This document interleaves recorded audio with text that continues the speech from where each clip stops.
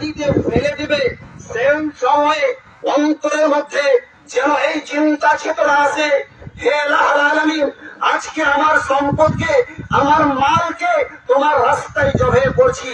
যদি ইসলামের খাতিরে, ইসলামের জন্য, তোমার দ্বীনের জন্য, তোমার কোরআনের জন্য, তোমার নবীর হাদিসের জন্য যদি আমার প্রাণকে তোমার রাস্তায় শহীদ করতে হয়, আমি শহীদ হওয়ার জন্য প্রস্তুত রয়েছি।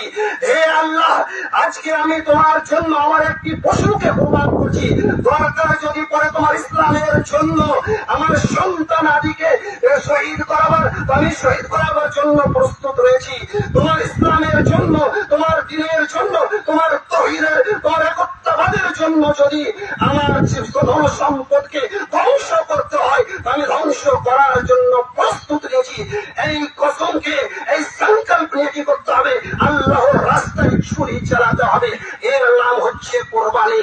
কোরবানি শুধুমাত্র জানোয়ারকে আল্লাহ রাস্তায় জবাই করে দেওয়ার নাম নয়। কোরবানি করার সময় অন্তরের মধ্যে এই খেয়াল নিয়ে আসতে হবে, এই চিন্তা চেতনা নিয়ে আসতে হবে। আমি শুরু থেকে আজ পর্যন্ত যত ধরনের গুনাহ করেছি, মনে করে আমি একটি মদারি ছিলাম, মদ পান করতাম, আজকে থেকে আমি মদকে ত্যাগ করলাম। আমি জুয়া খেলতাম, আজকে থেকে আমি জুয়াকে ছেড়ে দিলাম। আমি একটি ধর্ষণকারী ব্যক্তি ছিলাম, ধর্ষণকে ছেড়ে দিলাম। আমি বদকারী ব্যক্তি ছিলাম, বদকারীকে ছেড়ে দিলাম। আমি চুরি করতাম, আজকে থেকে চুরি করাকে ছেড়ে দিলাম। তো এই সংকল্প নিয়ে যখন কোরবানি করবে, এর নাম হচ্ছে কোরবানি। শুধুমাত্র আল্লাহর রাস্তায় জানোয়ার জবাই করে দেওয়ার নাম কোরবানি নয়। সমস্ত গুনাহকে ত্যাগ করে দেওয়ার নাম হচ্ছে কোরবানি। এই চিন্তা নিয়ে যদি আমরা কোরবানি করতে পারি, নিশ্চয় আল্লাহ রাব্বুল আলামিন আমাদের কোরবানিকে কবুল করবে এবং এর সওয়াব, এর নেকি আমাদেরকে দান করবে। তাহলে আমাদের কি করা উচিত? আল্লাহর জন্য আমাদেরকে কোরবানি করতে হবে। আল্লাহকে রাজি করার জন্য, আল্লাহকে খুশি করার জন্য কোরবানি করতে হবে। শুধুমাত্র মানুষকে দেখানো যদি আমরা কোরবানি করি, তো আল্লাহ রাব্বুল আলামিন আমাদের কোরবানিকে গ্রহণ করবে না। আমাদের কোরবানি করাই হবে, কোরবানির মাংস খাওয়াই হবে, কিন্তু আল্লাহর কাছে আমরা সওয়াব পাবো না, আমরা নেকি পাবো না। অন্তঃসার করে যদি আমরা কোরবানি করতে পারি আল্লাহকে রাজি করার জন্য, জানোয়ার যতই ছোট হোক না কেন, পশু যত ছোট হোক না কেন, যদি আল্লাহকে হাজির ও নাজির মেনে আল্লাহ তোমার জন্য আমি কোরবানি করছি, মানুষ দেখানো কোরবানি করি না, তাহলে আল্লাহ রাব্বুল আলামিন নিশ্চয়ই আমাদের কোরবানি কবুল করবে এবং আমাদেরকে সওয়াব দান করবেন, নেকি দান করবেন। আল্লাহ রাব্বুল আলামিন এর আজর আমাদেরকে ইনশাআল্লাহ দেবে। আরেকটা জিনিস, এই তো ছিল কোরবানি। আমরা কোরবানি করি, কিন্তু কোরবানি করার সময়ে আমাদেরকে কিছু কথা অন্তরের মধ্যে গেঁথে নিতে হবে, ধ্যানে রাখতে হবে। সর্বপ্রথম হচ্ছে যখনই আমরা কোরবানি করব, কোরবানি করার আগে আগে যে অস্ত্রগুলি থাকবে, সে অস্ত্রগুলি যেন আমরা বাছিয়ে নিই, তেজ করে নিই। কেননা যদি আমরা ধোঁথা, চাকু নিয়ে, ছুরি নিয়ে, অস্ত্র নিয়ে জানোয়ারকে জবাই করি, তাহলে সেই পশুটা কিভাবে কষ্ট পাবে।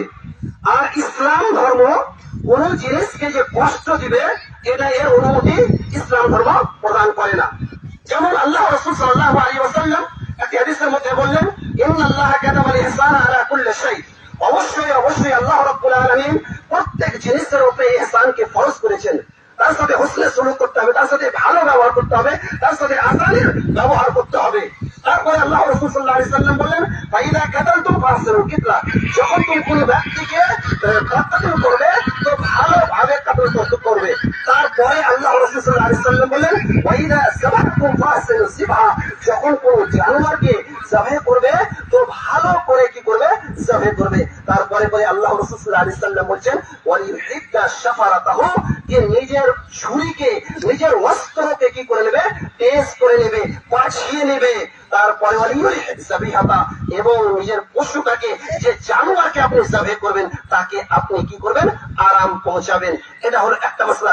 দ্বিতীয় নম্বর হচ্ছে এই, আমাদের সমাজের মধ্যে একটা কথা ভেসে আসে, ওটা হচ্ছে এই যে আমরা কি গায়ের মুসলিমদেরকে এই কোরবানির জানোয়ারের গোশত দিতে পারি? কোরবানি কুরবানি জানোয়ারের গোশত দিতে পারি, আপনারা নিশ্চয়ই দিতে পারেন, এর মধ্যে কোনো সন্দেহ নাই। কারণ আল্লাহ রাসূল সাল্লাল্লাহু আলাইহি ওয়াসাল্লাম বলেছেন যে কুলু আতিমু ওয়াদাখিরু, কুলু আতিমু ওয়াদাখিরু, খাও খেলাও এবং জমা রাখো।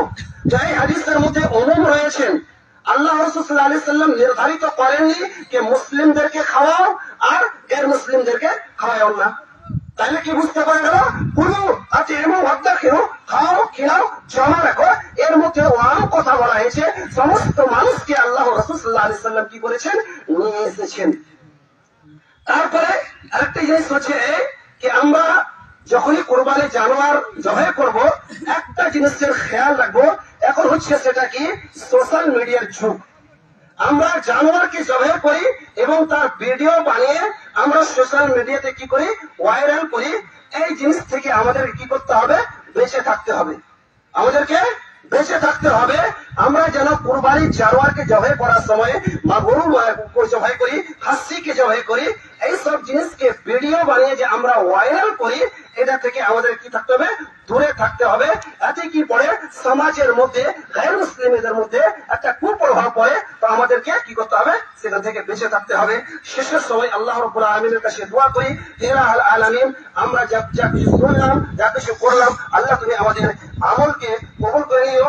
এবং যে ভাইরা আজকে এই ঈদের নামাজে আসতে পারেনি, তারা অসুস্থ হয়েছে, আল্লাহ তুমি তার অসুস্থতাকে দূর করে দাও। হে আলামিন, যে ভাইরা আমাদের দিন থেকে দূরে হয়েছে, আল্লাহ তাদেরকে তুমি দিনমুখী করে দাও। আমিন। ওয়া আখিরু দাওয়ানা আলহামদুলিল্লাহি রাব্বিল আলামিন। আসসালামু আলাইকুম ওয়া রাহমাতুল্লাহ।